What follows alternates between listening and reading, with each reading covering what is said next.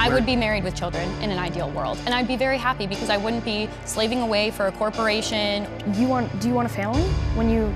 Oh, I've been wanting a family since I was 14. Perfect. And you want to work as well, right? Or no, I would love to be a stay-at-home mom. I would love to be a homemaker and a wife. I would love to be able to live on a homestead and go milk my cow and take the eggs out of the chicken coop and have one baby in the belly and on my hip and another toddler coming behind me. That's like my dream, but I can't fucking do that because the way the economy is set up is I'm forced to work. I'm forced to get an education, a higher education, a college degree in order to make enough money that I could be financially independent and afford my own home or my own rent or my own gas or my own groceries, my own insurance. And it's extremely difficult to do that. And it's very isolating as a woman when you have to do all of that all on your own and you can't find somebody that you can outsource some of those chores and financial responsibilities like you would with a spouse. So no, being a single working woman absolutely sucks. It's the worst thing ever. I hate it. I would go back to the 1950s in a second just so I wouldn't have to deal with this shit.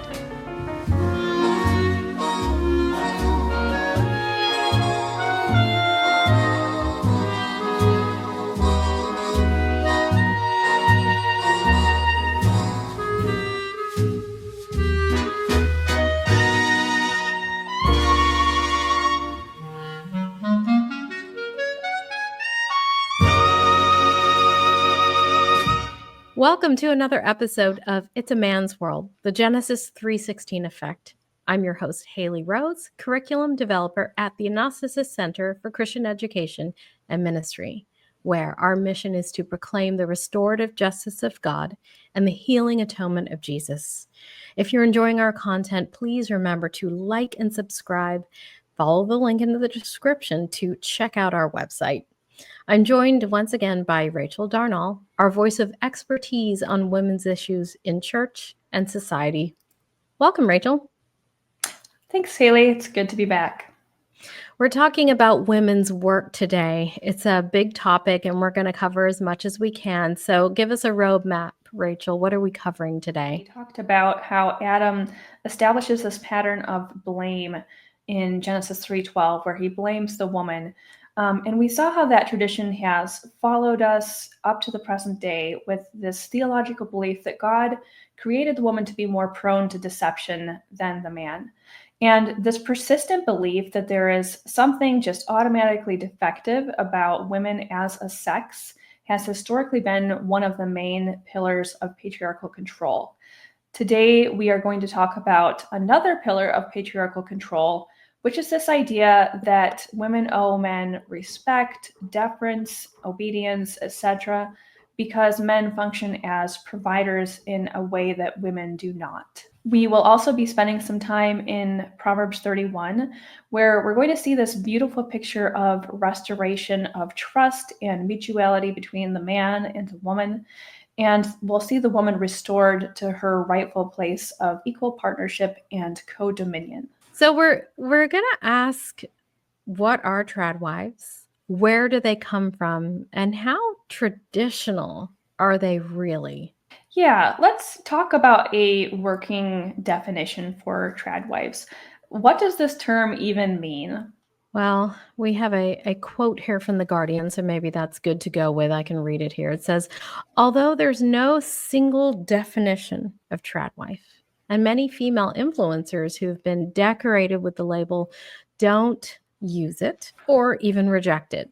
You know the trad wife when you see her. She's probably baking sourdough in an immaculate outfit and has a gaggle of kids or wants them and suggests that life is better when women adhere to traditional gender roles and perfect at-home domesticity and nurturing. So we know that this trad wife stuff didn't come out of nowhere. Where are these women getting this from? So I would say that the trad wives are kind of borrowing rhetoric from the so-called biblical womanhood genre, which started to emerge in the 1980s as a reaction to second wave feminism. One of the cultural changes that the biblical womanhood movement was reacting to was the fact that women were entering the workforce in record numbers in the 1980s. And as we're going to see throughout this episode, there wasn't really anything novel about women taking work outside the home. but it felt novel compared to the post-World War II suburban landscape. So during World War II, women entered the workforce en masse to keep the gears of the wartime economy turning. And we'll see that in the media from the time, the Rosie the Riveter figure. That's the time that we're talking about here.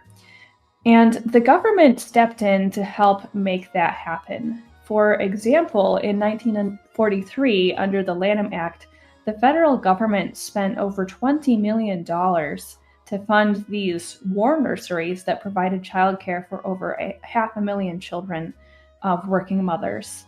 But once the war was over, things changed really quickly. The war nurseries were shut down. Women were laid off from their factory jobs to make room for returning soldiers to have jobs. And the GI Bill made it so that male veterans had kind of a professional edge over women in the workplace. There was also an aggressive media campaign that was launched to romanticize family life and the domestic sphere. So I think what we need to keep in mind here is that the whole image of the 1950s housewife is literally an ad campaign. It's ads. It's people who were selling products to women, but also they were selling women on the idea that it's better to work at home for free than to work at a job for money. Right. And baby boomers grew up in the middle of all of this aggressive marketing about the importance of the home and women's place in the home. And at the same time, there was also a deliberate suppression of memory about the recent past. Because let's think about it. In the 1950s, the recent past was really kind of a downer. The recent past was 2 world wars and the Great Depression. Absolutely. There's a lot of suppression of trauma. It's understandable that that's grim stuff, but it's also really quite unhealthy and must have been very disoriented for children who were growing up in that time. So here's a quote from a baby boomer who did grow up in that time, born in 1947 on the video series Talking Politics with Mom. Quote, World War II got memory hold by the people who were in it. They really did not want to talk about it except to each other. We all thought to some extent that we had fallen from a coconut tree in the 1950s and that it's always been that way and it would always be that way in the future. Yeah. And the net effect of that deliberate forgetting is that white suburban baby boomers grew up assuming that their personal experience of this tiny sliver of history was a sacred norm, and any divergence from this way of life was an assault on proper values. So that is how resisting female participation in the workplace becomes an agenda point for the Christian right in the 1980s. The interesting thing is that it was really women who were leading the charge on this campaign. And that is not to say that men were not pulling the levers by providing these women with book contracts and speaking platforms, but at least the public face of this campaign was female, just as it is with the Tradwives today. So, for instance, we had Mary Pride, who wrote a book called The Way Home, Beyond Feminism, and Back to Reality in 1985. So Mary Pride taught that homeworking, which is the term that she used for basically being a stay-at-home mom and wife, is the path of obedience to God. And Mary Pride was very active in the early homeschooling movement, and she believed that women were only pursuing careers because they just had too much time on their hands. And the reason why they had too much time on their hands is because they really needed to be having more children, and they needed to be educating those children at home. Another person in this circle would be Dorothy Patterson. And Dorothy Patterson was the wife of seminary president Paige Patterson. And in 1991, she wrote this, quote, "For the wife, God's assignment is keeping the home, even down to changing the sheets, doing the laundry, and scrubbing the floors." And she definitely poses having a career as being antithetical to this, quote, divine assignment. She says, quote, A salaried job and title position can inhibit a woman's natural nesting instinct and maternity by investing her priorities so that failures almost inevitably come in the rearing of her own children and the fashioning of an earthly shelter for those she loves most. This doesn't pass the smell test for me because Dorothy Patterson, I think she had a career. She did. She very much had a career. She was a tenured professor at Southwestern Theological Baptist Seminary, where her husband was president. In fact, she was the backbone of this program that they added in 2007, which was a Bachelor of Arts with a special concentration in homemaking. So she had a salaried job in a titled position. So she got paid professionally as a tenured professor to tell other women that they should not work for pay. Yeah, it is very ironic, but it's also very par for the course in these kind of spaces. Mhm. And the trad wife phenomenon is no different. These women, if you think about it, they are content creators, and we know that content creation is a way to make money these days. Mhm. So many of them do monetize their accounts, and their guiding principle is not realism, it's not historical accuracy, it's not even accuracy about their own personal lives. Right. It's all about driving traffic to their account so that they can get sponsorships, ad revenue, and all the ways that you can make money as a content creator. Right. And so it in a way it's kind of lying to say this is what my life really is like, because they're being paid by people like Turning Point USA, PragerU, other political entities to create what is essentially an advertisement for a lifestyle that they themselves are not actually living. Yeah, definitely. So we've seen that the trad wife lifestyle, it's not traditional, not at all. But the question is it biblical? What does the Bible have to say about women and work? In Genesis 1:28, God gives dominion of the earth to humanity, and it specifically includes male and female. All human beings, men and women, were equally entitled to live and work on this beautiful garden land. Yeah, and all over the Old Testament, you can see these little windows back to that original Edenic economy through this idea of being able to enjoy the fruits of one's own labor. So, for instance, in Psalm 128:2, it says, "You will eat the fruit of your labor, blessings and prosperity will be yours." Or in Isaiah 65:21-22, it says, "They shall build houses and inhabit them. They shall plant vineyards and eat their fruit. My chosen people shall long enjoy the work of their hands." This is God's picture of economic justice, and it gets applied directly to women in Proverbs 31:31. So that verse says, "Give her the fruit of her hands, and let her own work praise her in the gates." There is so much packed into this.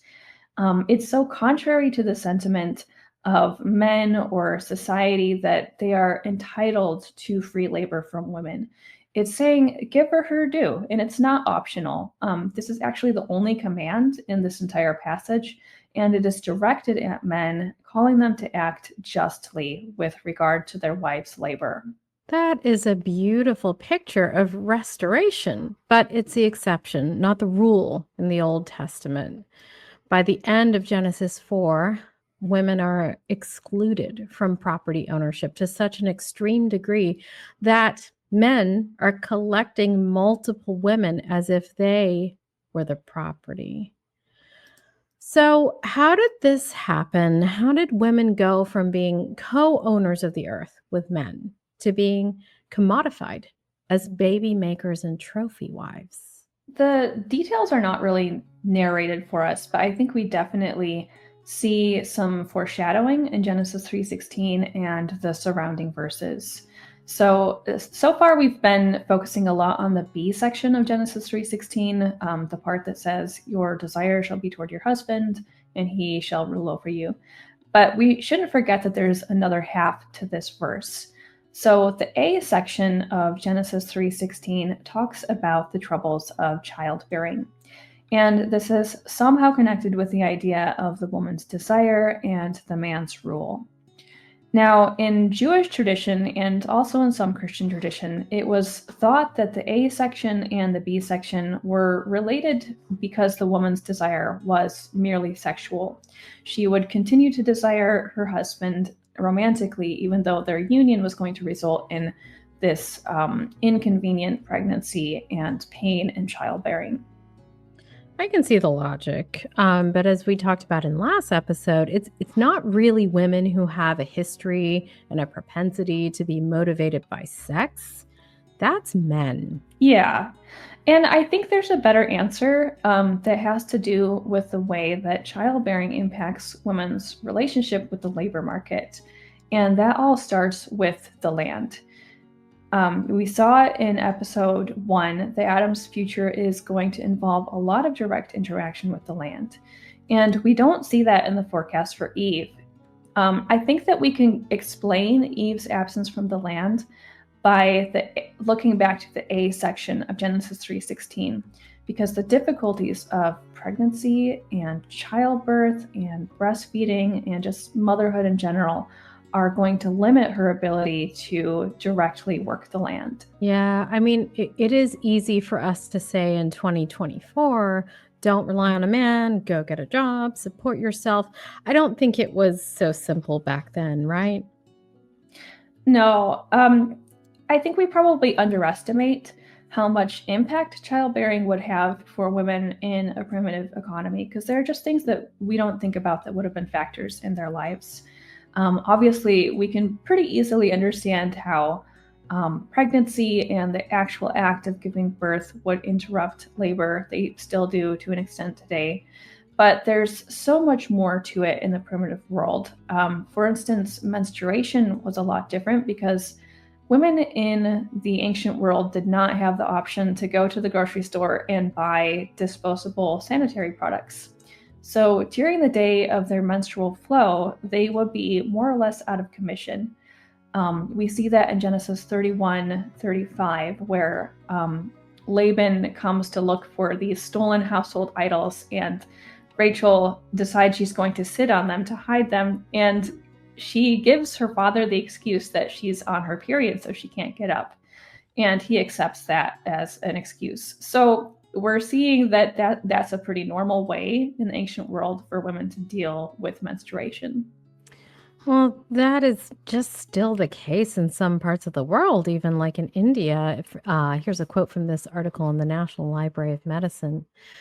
In the Hindu faith, women are prohibited from participating in normal life while menstruating. She must be purified before she's allowed to return to her family and day-to-day chores of her life. So menstruation, it's a big deal.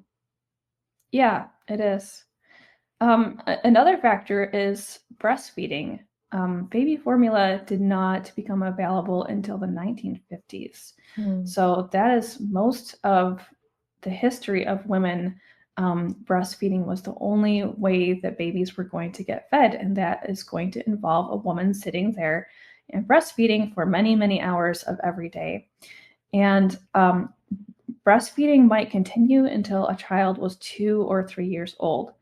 So it's pretty hard to bring the harvest in and do, typical farming activities when you have to stop to breastfeed every 2 hours. I did breastfeed my 2 children for a period of time, and I can tell you that when you're breastfeeding, you don't get much done besides breastfeeding. No, I mean, even with today's technology, it's still extremely difficult. Lots of mothers prefer to breastfeed their babies, sometimes because of the health benefits. I mean, sometimes you're just like me, even. It was so inconvenient to pump. I never got as much milk out pumping as presumably my children actually got from drinking it. Because they wouldn't have grown if they'd gotten the milk that I had pumped. I only ever got a little bit. And so I was like, okay, I'm going to be the one who does this. There's not going to be outsourcing this to somebody else with a bottle. 1 year of breastfeeding is about 1,800 hours of feeding or pumping time, because pumping is not instantaneous. And according to Forbes, women who breastfeed consistently show a decrease in earnings compared to women who don't. That makes sense. There's not really much else you're doing but breastfeeding. It's hard to even work on a computer while you're breastfeeding today. Another factor is just the lack of reliable birth control. And I do want to say that women have always used birth control methods, like even going back to the ancient times. But until the invention of the condom in the mid 19th century, those methods were not very reliable.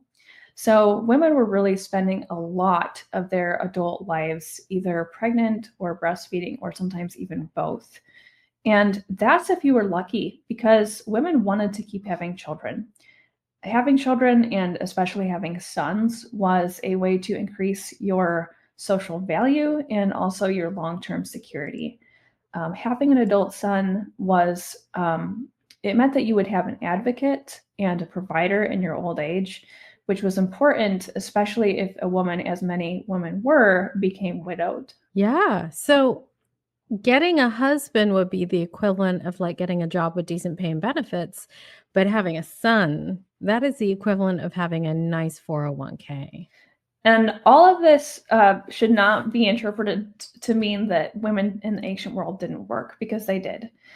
Women have always worked, but it does condition the kind of work that women would likely be doing.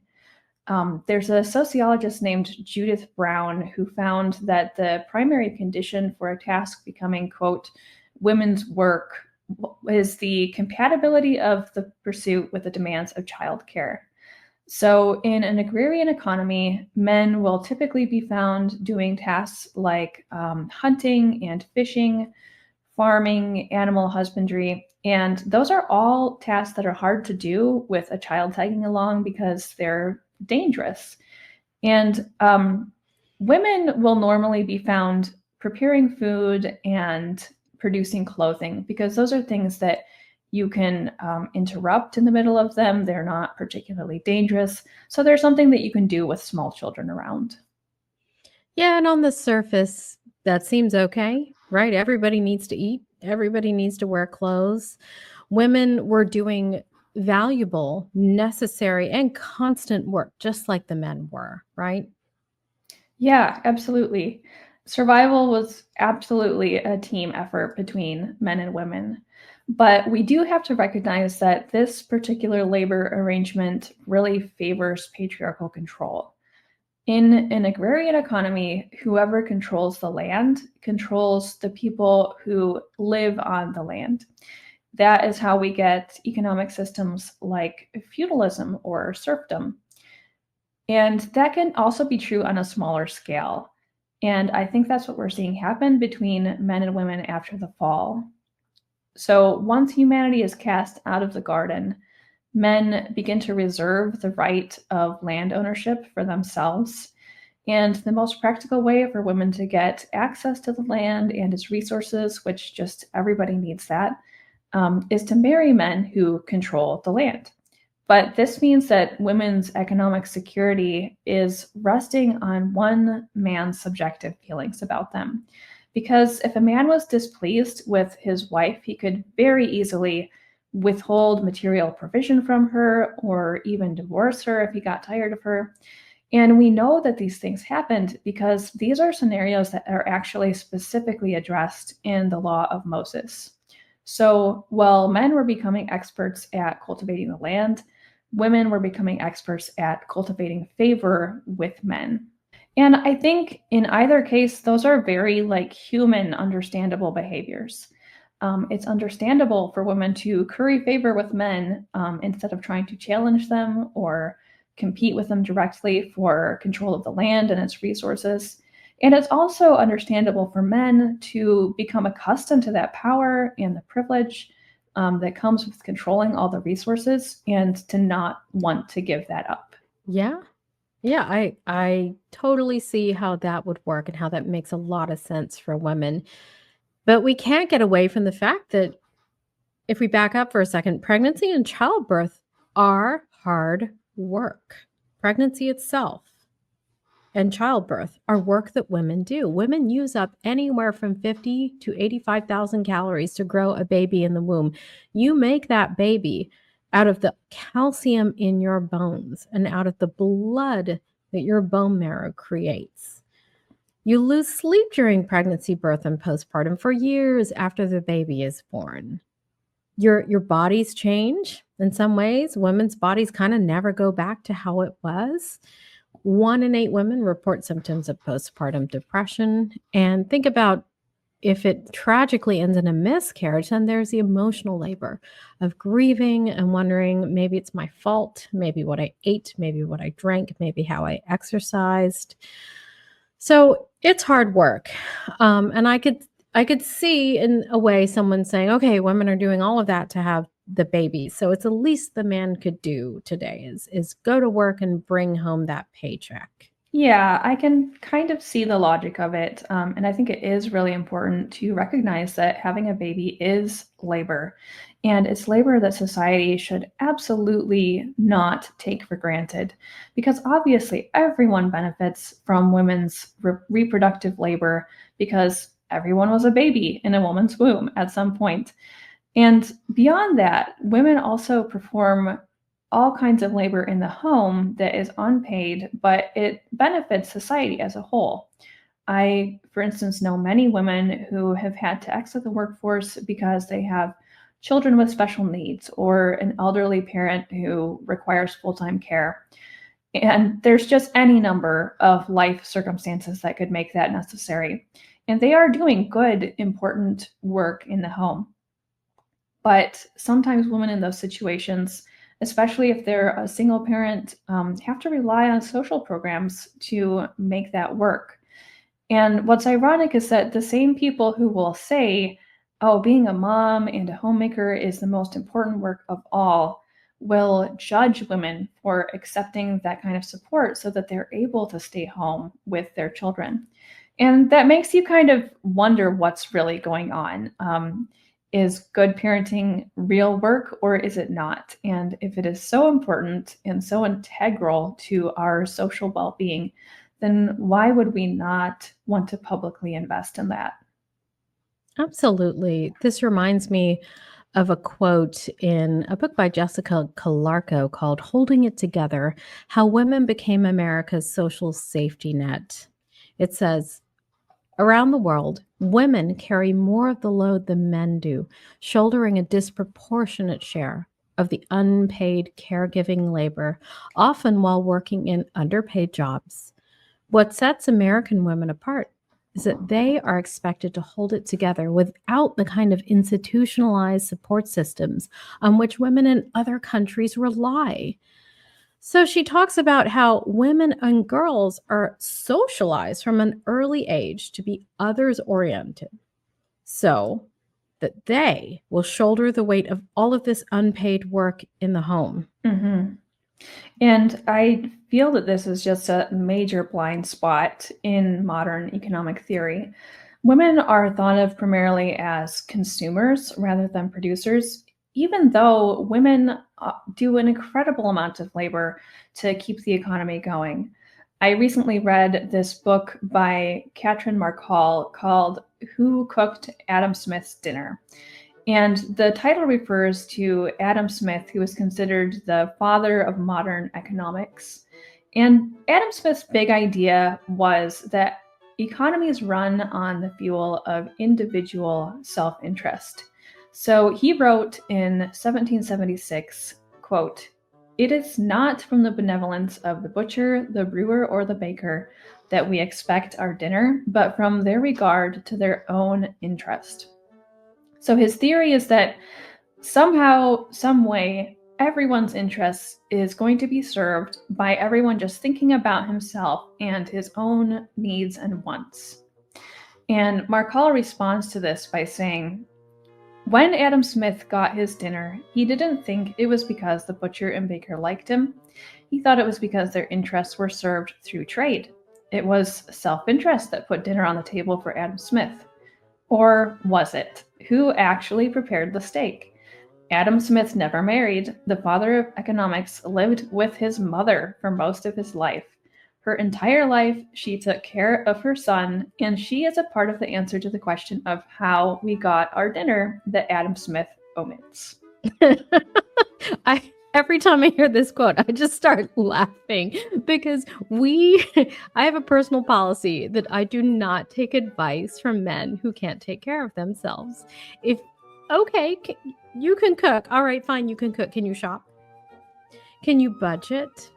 Are there leftovers rotting for weeks and growing legs in the back of your fridge? Because that's the kind of household management that keeps things going, that keeps food on your plate, Adam Smith. And sure, you can sit there and think about how economies run and it's self-interest and all that. I would do really great work if someone brought me clean clothes that looked good and I didn't have to think about, cooked my dinner, cleaned it all up, put away the leftovers, and did all of that management, because it is a big job. So, yeah, I think we need to think about Adam Smith's mother. Yeah, and it's exactly the same vibes as Walden Pond. And Thoreau, going off to live by Walden Pond and write this book about being alone and being self-sufficient. And he doesn't write the part where his mother was literally coming and picking up his laundry and taking it home and washing it and bringing it back.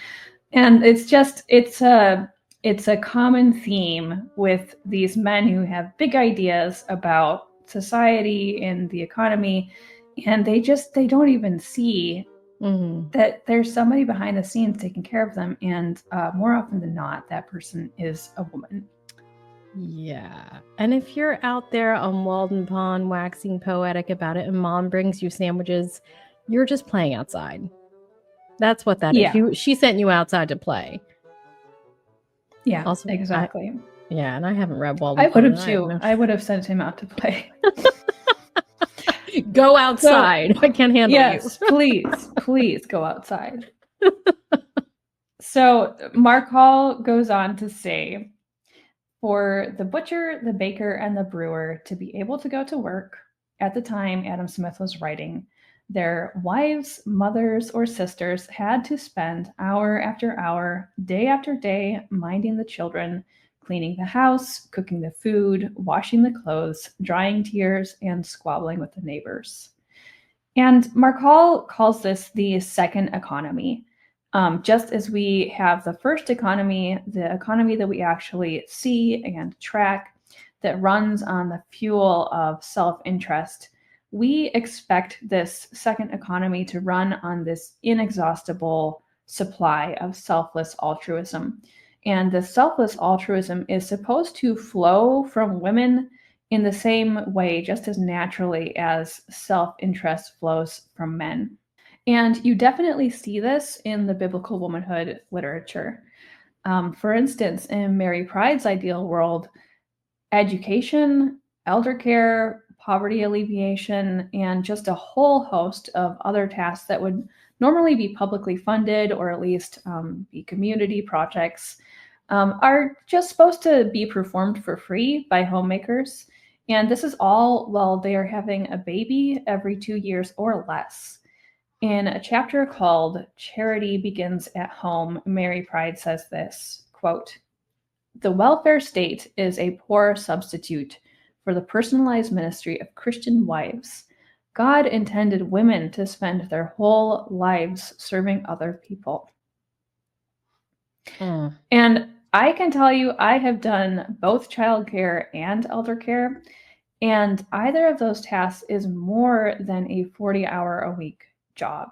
And there is no vacation time, and there is no overtime pay. There is no HR department to advocate for you if you're not being treated fairly. And after you do all that work, you'll be expected to be grateful for the man for, quote, taking care of you so that you can have the privilege of being at home. Yeah, this mantra of why don't you just focus on the family? You know what? It's a bait and switch. So it does offer something that's genuinely attractive. Like you, Rachel, I have stayed home and done all of the food prep, all of the home stuff, really been a great homemaker.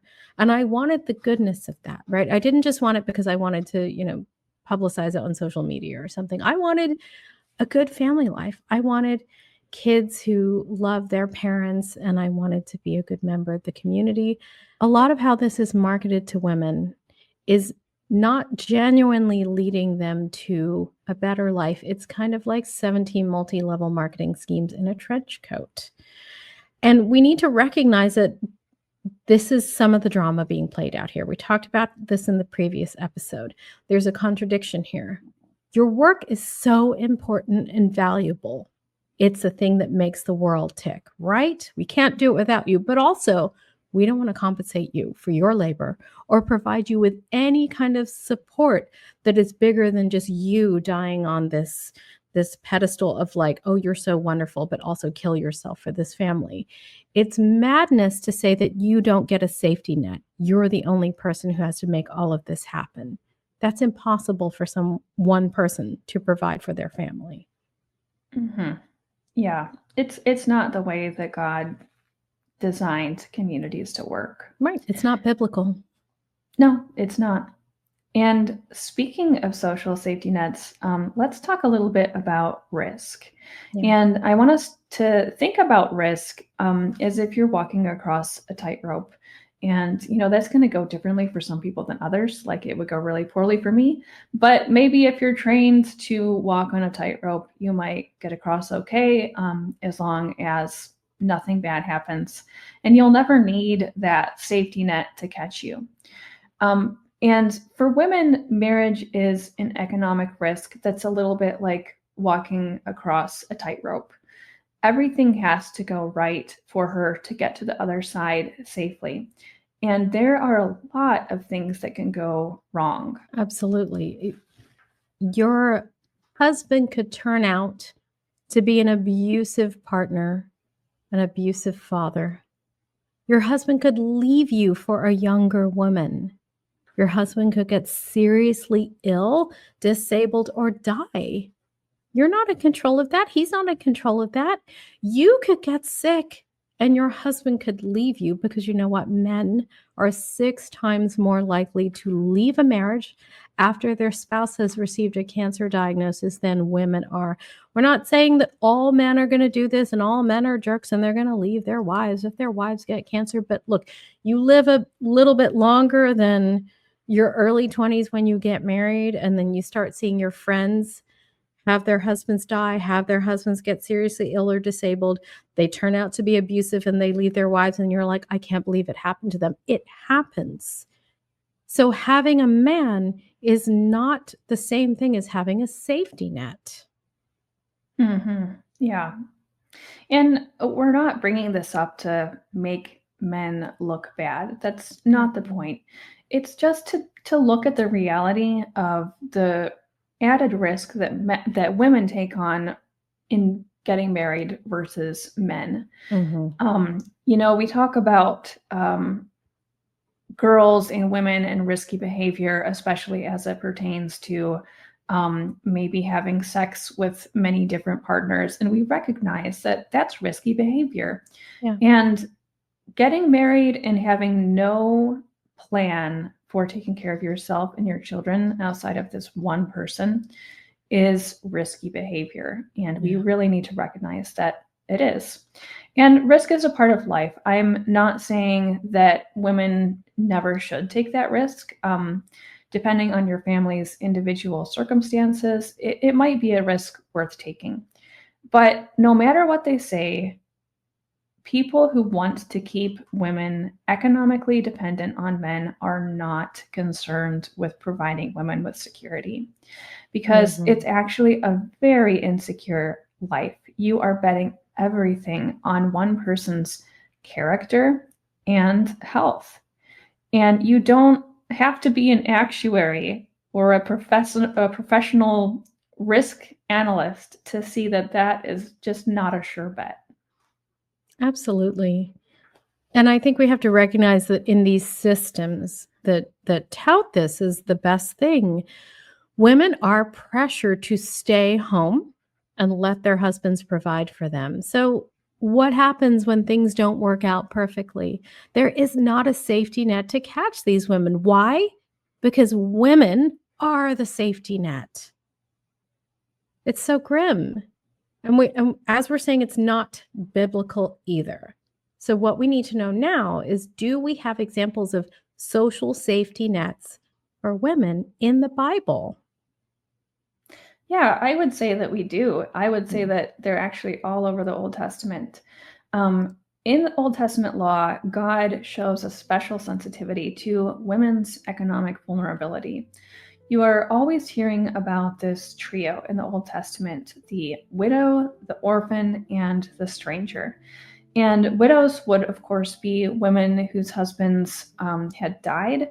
But by logical extension, laws that helped widows would also help the unmarried women and women who are widowed through divorce.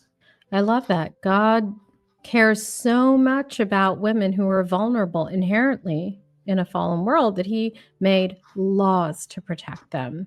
What sort of laws are actually in place to protect vulnerable groups? So, one of the laws that I would point to is the law of gleaning, which is talked about in Leviticus and Deuteronomy. And it was specifically meant to benefit the foreigner, the fatherless, and the widow. And this law required landowners to only pass through their fields once when they were harvesting. So they were to leave the edges of the fields unharvested. And when they brought in the crops, they were not supposed to like go back and do a second pass through to get the wheat that fell on the ground. And that way, the people who did not have ancestral land, which is the poor and the stranger, would still be legally entitled to the opportunity to work and be productive on the land. Yeah, we touched on this in one of our series, Plantation Capitalism versus Jesus's Jubilee Economy. And we'll put a link in the description, and we'll make sure that you can get that into your hands. So this law of gleaning, you know what? It's more than charity. I would say it's a little bit better than charity because it sets a limit on the principle of private property. Okay, you own the land. And we're going to respect that landowner's boundaries. But the thing is it's people who don't own that land, other people just walking around outside of it, they have a legal right to that land as well. So you're kind of limited in what you can do.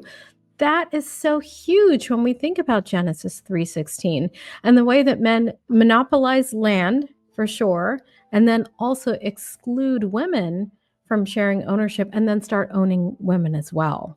Right. Mm-hmm. Yeah, that's just kind of the logical progression. Mm-hmm. The law of gleaning is a major plot point in the book of Ruth, which of course deals with women almost exclusively.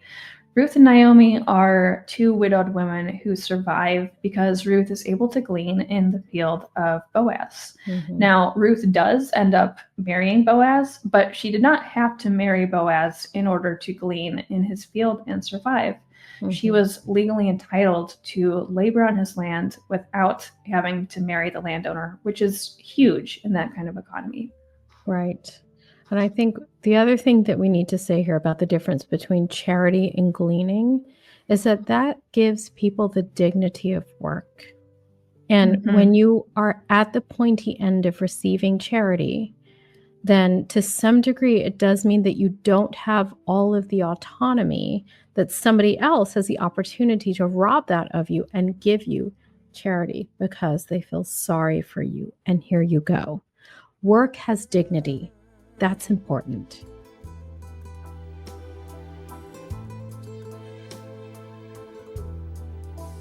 You see, man made. Can we talk about what a huge blind spot that the trad wife lifestyle is for white America? I mean, these ideas, they don't take off as easily within Black and brown communities because women of color have always had to work. Yeah. And I would say it's not just a blind spot in right-wing evangelical America. It has also been a blind spot in the women's movement itself. For instance, when Betty Friedan wrote The Feminine Mystique in 1963, her audience was mostly white, middle to upper class women who were housewives. And those were women who they didn't have to work because their husbands could provide for their family on one income. Betty Friedan's message was very much about women's mental health and personal fulfillment versus being about needing to meet their own economic needs or those of their families. Yeah, and she wasn't wrong. Unfortunately, in addition to this, in the 1950s, housewives and substance abuse go together. It wasn't a great life, right? But, Betty Friedan also forgot most of the country. Lots of women were working already, and not because of their mental health or they were bored or anything like that. They needed to survive. And the ironic thing about this is that a lot of those well-off white women who were able to join the workforce because they wanted to go and work for their own desire, they could afford to hire and underpay non-white nannies, house cleaners, etc., who were also women. And this is still an issue. Koa Beck in White Feminism, From the Suffragettes to Influencers and Who They Leave Behind, says, quote, in 2012, the first national survey of domestic workers was released by the National Domestic Workers Alliance, the University of Illinois, Chicago, and the data center concluded that 95% of house cleaners, nannies, and caregivers are female. Of the just over 2,000 domestic workers interviewed, researchers found that 23% of all domestic workers and 67% of live-in workers were paid below the minimum wage. These are women who make leaning in possible, and these are their demographics. Over half of the workers surveyed identified as Hispanic or Latino, Black or African American, Asian or Pacific Islander, or some other race that's not white. And white women's reliance on non-white domestic labor, of course, goes way further back than that. Beck quotes from a 2019 report, Human Trafficking at Home, Labor Trafficking of Domestic Workers, and says, quote, for domestic workers, sociological and historical factors also play a role. Domestic work was an integral part of chattel slavery in the United States. People in slavery cleaned, cooked, cared for children, and otherwise provided the scaffolding for life as it was known in the American South during slavery. Yeah, and it's really a consistent pattern that whenever and wherever you see this idea that women belong in the home, you'll find that it is only a very small, privileged subset of women who are actually able to practice it. A lot of these ideas can be traced back to the Victorian cult of true womanhood, which emerged in the growing middle class during the Industrial Revolution. So in the Handbook for American Women's History, there's an entry on the cult of true womanhood, and it says this: enshrining the sexual division of labor that relegated women to the home, this prescriptive literature presented purity, piety, domesticity, and submission as the essential dogmas of the cult of true womanhood. The true woman was to preserve the values of the family and the republic, while the middle-class true man forged an economic empire for himself and his family within the public sphere. But of course, this was all a very white middle-class proposition. Enslaved Black women did not have the option to be angels of the hearth, as Victorians would say. And even outside of the American antebellum South, there was always a working class of women. In fact, one of the marks of upward mobility was the ability to hire nannies, governesses, cooks, housekeepers, who were mostly women. If you read literature from the 19th century and the early 20th century, you will always see working women in the background. Hired domestic help, which was mostly women, was considered to be a necessity until well into the 20th century. But more than this, more than the internal workings of the home, women worked outside of the home. Women ran taverns, sawmills, gristmills, slaughterhouses.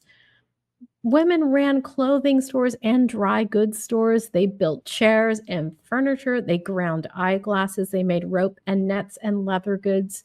They worked in tobacco shops, and sometimes they were even the town undertakers. Mm. Yeah, and people they've always done what they needed to do. And what people have needed to do to survive for most of history and most of the world has involved men and women working in a somewhat professional, at least outside the home vocations. One of the professions that women always dominated right up until the Industrial Revolution was the textile industry. I already mentioned that women's work has traditionally revolved around food and clothing. In an agrarian economy, women would mostly be making homespun clothing for their immediate household. But in a trade economy, women could professionalize those skills and provide significant outside income for their families. And that is exactly what we see in Proverbs 31.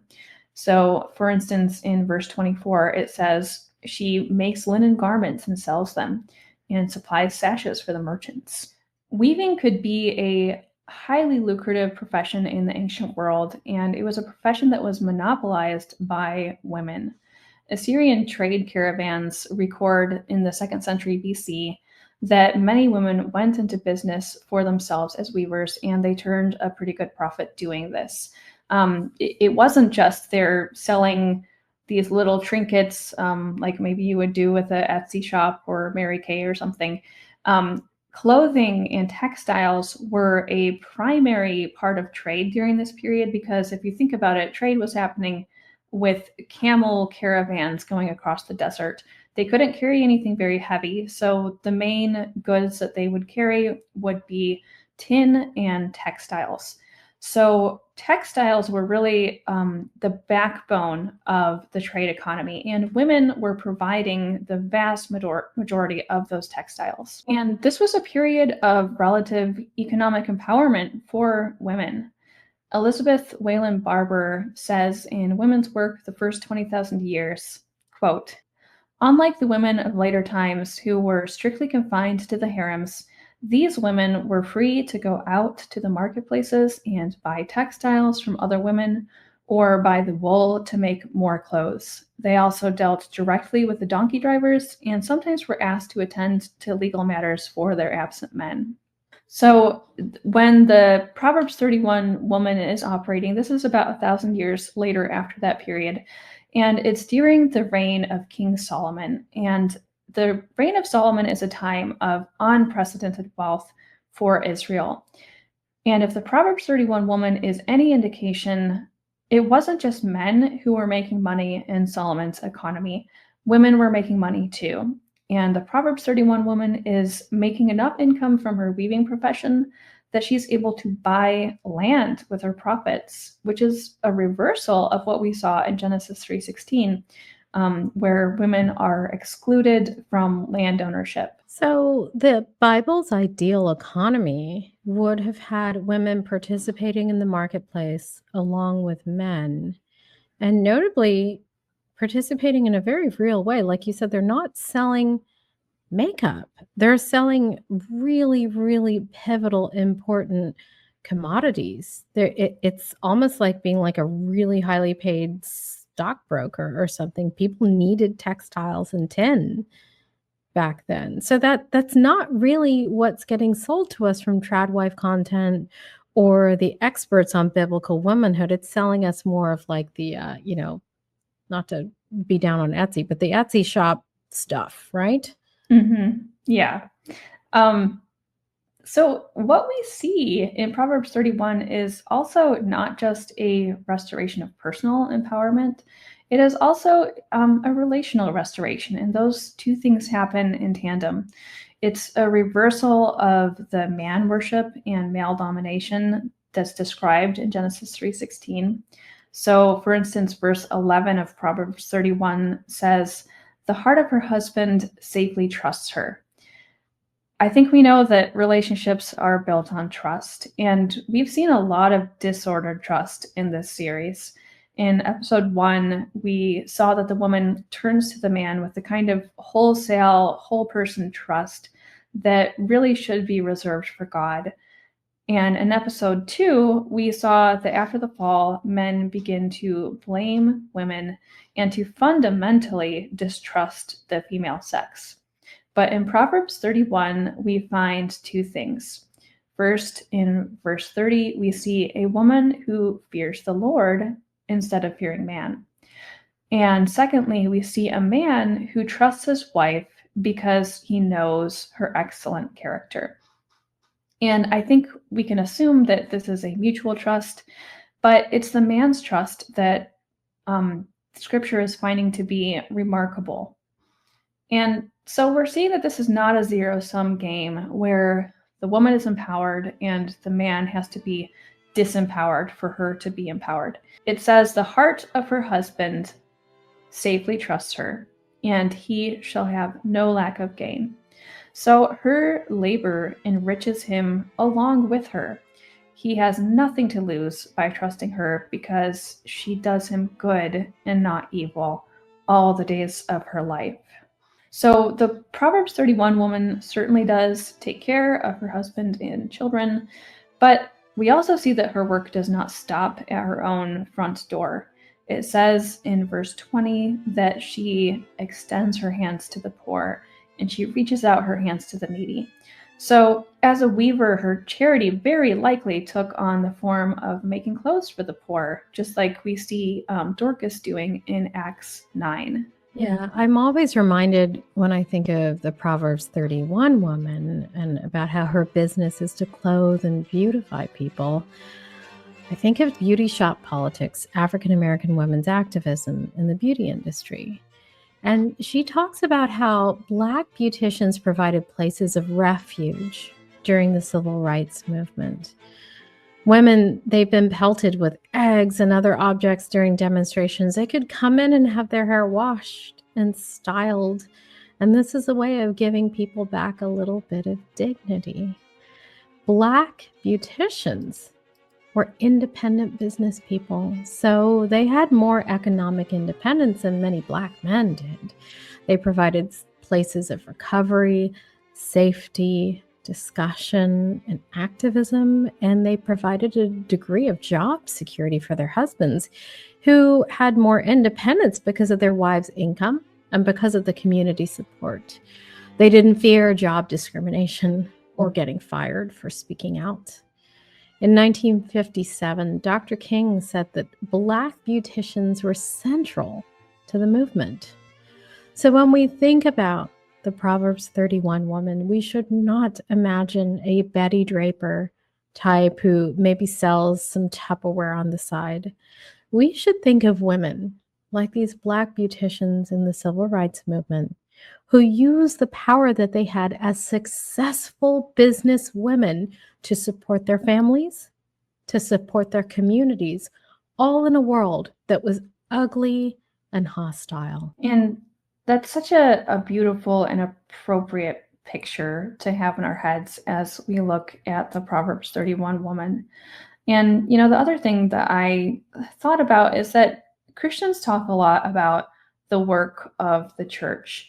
And I think that we forget sometimes that when we think of the church working, we should have this picture in our head of a working woman. The church is the bride of Christ. And sure, that imagery includes a wedding feast and beautiful wedding garments. But marriage, we know, is more than just the wedding day. And the church's marriage to Christ also means life with Christ. And that is a life that involves work and partnership. There is a long-standing tradition of interpreting the Proverbs 31 wife as a parable about Christ and the church. So it may seem unbelievable that Christ would be able to trust in the church or that he would have any gain from trusting in the church because the church is full of sinful people just like you and me.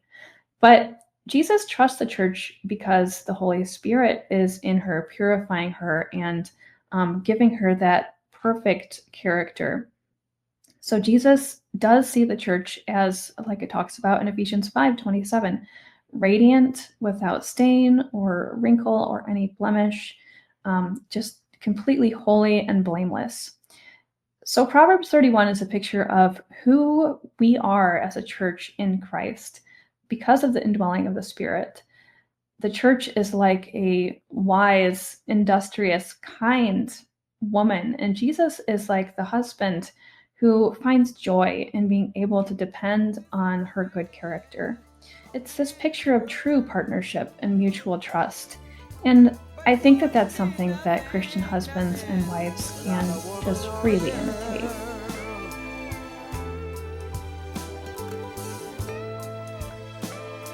Thanks for being with us today. If you're enjoying this, you may be wrestling with other questions like, is hell just a prison and God holds the keys? Should Christians just accept climate disasters and the suffering of the masses? Should Christians just dominate the public square? Have we inherited the most accurate version of the Christian faith? We tackle issues like these head on. If you want bread and butter resources, check out our Bible studies and evangelism tools and spiritual formation material. If you want answers to tough questions, check out Reconstruction. If you want to live out Christian restorative justice, check out A Long Repentance, or Plantation Capitalism versus Jesus' Jubilee Economy, or Abortion Policy in the U.S. You can find our content on our website, our YouTube channel, and on our asynchronous learning platform, or join a live class with one of our instructors. We want to connect with you, whether you're a believer or a skeptic.